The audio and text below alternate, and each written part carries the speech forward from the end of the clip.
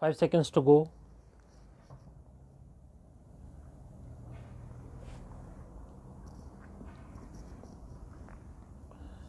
Start. The bonds are freely tradable in the market. Messrs.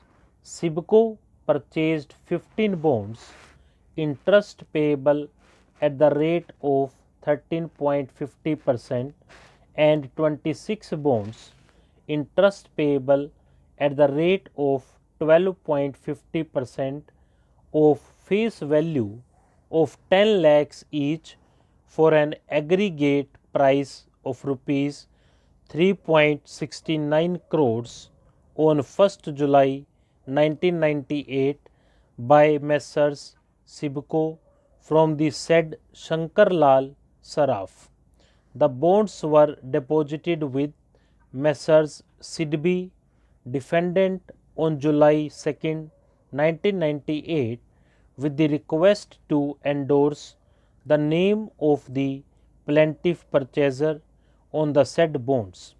On refusal to register and or record the name of the Sibco by the defendant on the ground that CRB Capital had gone into involuntary liquidation proceedings at the instance of the RBI. At first, the plaintiff filed the writ petition number 1456 of 1998 before the Calcutta High Court, seeking a mandamus upon defendant to transfer the aforesaid bonds in favor of the plaintiff and also to pay the interest accrued on them.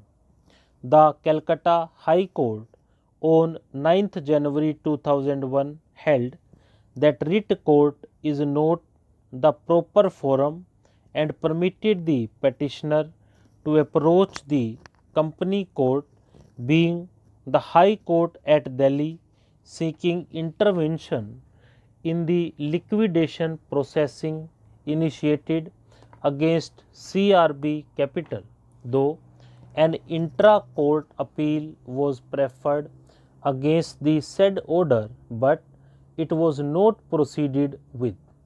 On the request of the plaintiff, the Shankar Lal Saraf, the plaintiff's predecessor in interest, filed an interlocutory application in the pending liquidation proceeding before the company court, claiming that the aforesaid transactions should be treated as outside the purview of the liquidation proceeding under the Companies Act 1956.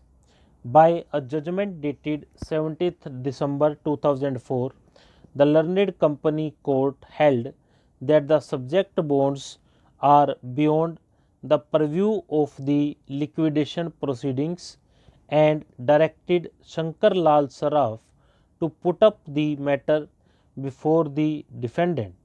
On 17th November 2005, the above judgment of the company court was communicated and the bonds were presented to the defendant. Then, on 21st February 2005, the defendant made the payment of the principal amount together with the interest calculated up to the date as promised in the said bond to Messrs. Sibco with TDS deduction at around 20%.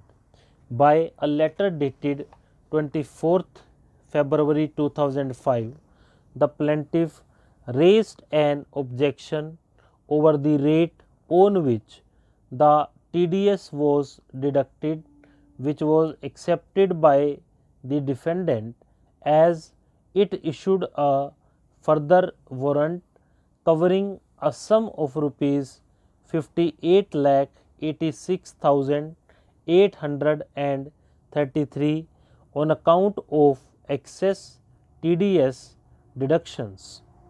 The case projected in the plaint in the CS number 79 of 2006 was that the defendant during their audit directed that the interest was calculated up to 31st October 2005 and demand was raised on account of interest on delayed payment of the principal amount and the interest on bonds through a letter dated November 10, 2005. Stop.